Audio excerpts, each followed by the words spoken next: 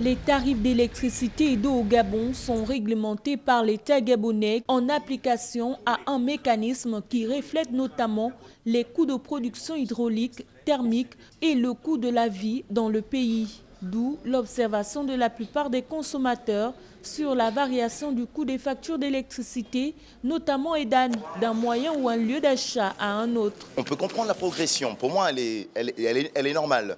Mais le seul souci, c'est que, vu le coût de vie que ça coûte aujourd'hui, donc du moins le citoyen lambda aimerait bien se retrouver dans une situation où il paye moins de frais, quoi.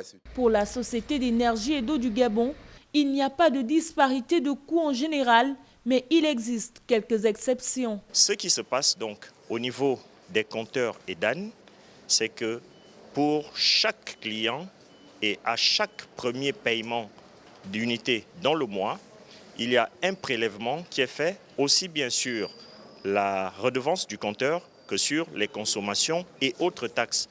Ça veut dire que la personne qui est au niveau du compteur EDAN, comme celle qui est au niveau du compteur classique, va payer sa redevance. Là, nous sommes en pré-paiement. Il y a une unicité des prix qui est faite sur tout le territoire, que ce soit à Libreville, que ce soit dans les provinces. Pour rappel, le 16 février 2018, le gouvernement mettait fin à la concession de la Société d'énergie et d'eau du Gabon par le groupe français Veolia, qui détenait 51% des parts de l'entreprise à cause de nombreux manquements.